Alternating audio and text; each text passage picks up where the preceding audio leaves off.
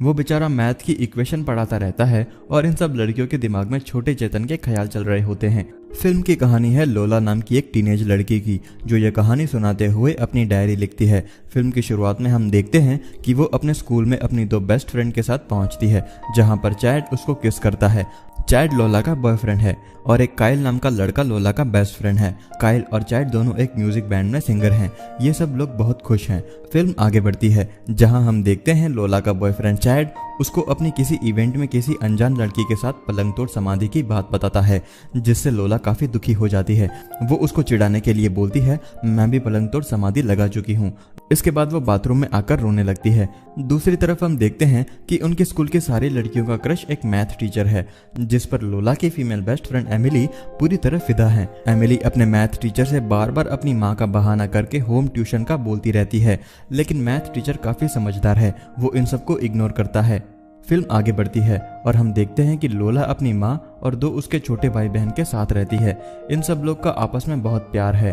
उसकी माँ एक तलाकशुदा सिंगल मदर है, जो छुप छुप कर अभी भी अपने पुराने हस्बैंड से मिलती है, जो कि लोला को पसंद नहीं। लोला की माँ स्ट्रेस की वजह से किसी थेरेपिस्ट के पास जाती है, लेकिन लोला और उसकी माँ बहुत अच्छे दोस्त हैं और आज उसका मूड खराब होता है। लेकिन जब रात को उसकी माँ उसे प्यार से सुलाती है, तब वो अपनी सारी टेंशन भूल जाती है। फिल्म आगे बढ़ती है, जहाँ हम देखते हैं कि लोला अब चैड को इग्नोर करती है और अपने बेस्ट फ्रेंड काइल के साथ ज्यादा वक्त बिताती है, जिससे ये दोनों अब एक दूसरे के ज्यादा नजदीक आने लगते हैं। जब चैड इनको देखता है तो उसे जलन होने लगती है। दूसरी तरफ मैथ का टीचर क्लास में पढ़ा रहा होता है, तब एमिली और बाकी लड़कियों के दिमाग में कामासूत्र चल रहा होता है। वो बेचारा मैथ की इक्वेशन पढ़ाता रहता है और इन सब लड़कियों के दिमाग में छोटे चेतन के ख्याल चल रहे होते हैं। इसी तरह अब फिल्म काइल और लोला की खूबसूरत दोस्ती को दिखाते हुए आगे बढ़ती रहती है। वो कहते हैं ना कि अगर एक रास्ता बंद हो जाए तो 10 नए रास्ते खुल जाते हैं, बस नजरिया सही होना चाहिए जिंदगी को जीने का। लेकिन ऐसे ही सब कुछ अच्छा होता तो फिल्म में क्या मजा। और ऐसा भी नहीं कि मुसीबत सिर्फ लोला के साथ है। काइल के पापा काफी स्ट्रिक्ट होने की वजह से वो उसे म्यूजिक लाइन में जाने से मना करते हैं। उसके पिता चाहते हैं कि उसका पूरा ध्यान पढ़ाई में हो, जिसकी वजह से काइल अपने बैंड की बात उनसे छुपाता है। आगे हम देखते हैं कि लोला की माँ की मुलाकात एक पुलिस ऑफिसर से होती है, जो काफी अच्छा इंसान होने के साथ साथ अंदर से जॉनी भैया का पक्के वाला भक्त होता है। इसलिए लोला की माँ पर लाइन भी मारता है, लेकिन लोला की माँ को ये अच्छा लगने के बावजूद भी कोई जल्दी नहीं करना चाहती। उसके बाद लोला की माँ अपने किसी दोस्त के घर पर लोला के साथ आती है। एक तरफ जहाँ बड़े लोग अपने बच्चों की तारीफ कर रहे होते हैं कि उनके बच्चे स्मोक नहीं करते, वहीं अंदर लोला अपने एक दोस्त के साथ स्मोक करते हुए उसे पलंग तोड़ने के लिए पूछती है। वो बिल्कुल हड़बड़ा जाता है, लेकिन वो उसे बताती है कि पहले कभी किसी ने मेरे साथ पलंग नहीं तोड़ा। जब काइल करेगा तब उसे पता चल जाएगा कि अभी तक किसी हवस के पुजारी की चपेट में मैं नहीं आई। मैं चाहती हूँ कि उससे पहले एक बार तुम कर लो, लेकिन वो मना करते हुए कहता है कि मैं तुम्हारी काफी रिस्पेक्ट करता हूँ। इसके बाद दोनों फिर से स्मोक करते हैं। दूसरी तरफ बड़े लोगों की बात चल रही होती है, जहाँ लोला की माँ को ये पता चलता है कि उसका पति जो छुप छुप कर अभी भी उसके पास आता था, उसका और लड़कियों के साथ भी चक्कर चल रहा है, जिसकी वजह से वो काफी परेशान हो जाती है। आगे हम देखते हैं कि स्कूल में वॉलीबॉल का एक मैच चल रहा होता है, जिसमें चैड लोला को गालियां देने लग जाता है, जिससे लोला को भी गुस्सा आ जाता है। दोनों एक दूसरे के साथ हाथापाई करने लग जाते हैं। सब दोस्त मिलकर इनकी लड़ाई छुड़वाते हैं। काइल आकर लोला को वहां से बचाकर अलग ले जाता है। इसके बाद लोला और काइल के बीच की नजदीकियां बढ़ने लग जाती है। दोनों एक दूसरे का साथ काफी इंजॉय करते हैं। अगले दिन दोनों बाहर मिलते हैं और एक दूसरे के साथ काफी घूमते हुए काफी इंजॉय करते हैं। फिर दोनों एक दूसरे से वादा करते हैं कि वो अपनी दोस्ती कभी खराब नहीं होने देंगे, और ये सीन यहीं कट हो जाता है। एमिली, जो काफी टाइम से मैथ टीचर पे लाइन मार रही थी, इसलिए वो किसी मैच्योर साइड से एक्सपीरियंस लेने का सोचती है, जहाँ उसकी एक अजनबी से बात होती है जिसकी सिर्फ शर्ट दिख रही होती है। उसके साथ वो काफी ठर की बातें करती हैं। आगे हम देखते हैं लोला की माँ अपने एक्स हस्बैंड के साथ डेट पर जाती है, ताकि वो इस रिश्ते को फिर से एक मौका दे सके। जिसके बाद लोला घर में अपने दोस्तों के साथ पार्टी करती है।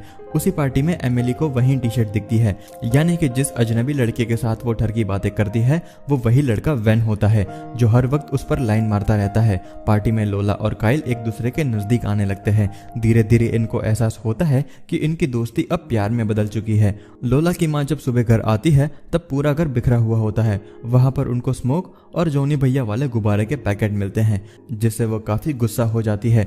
लोला को भी अपनी गलती का एहसास होता है, क्योंकि उसकी माँ ने उसे 3 दोस्तों के साथ पार्टी करने की परमिशन दी थी, जबकि उसके 30 दोस्त वहां पर आ गए थे और सारे कचरे की सफाई लोला से ही करवाई जाती है। दूसरी तरफ लोला और कायल दोनों में धीरे धीरे नजदीकियां बढ़ रही होती है। दोनों स्कूल की तरफ से पेरिस ट्रिप जाने के लिए काफी एक्साइटेड होते हैं। आगे हम देखते हैं कि वही पुलिस ऑफिसर जो लोला की माँ का दोस्त बन चुका होता है, लोला के स्कूल में एक सेशन लेता है। वो लोला की माँ को अपने साथ ड्रिंक के लिए ले जाता है और लोला अपनी दोस्त एमिली के घर चली जाती है। उसके बाद लोला वॉशरूम में जाती है तो वहां उसे एक लेडीज पर्स दिखती है। वो एक ठरकी लड़की का होता है जो हमेशा कायल को लाइन मारा करती है। उसको लगता है कि कायल अंदर उसी लड़की के साथ टपाटप कर रहा है।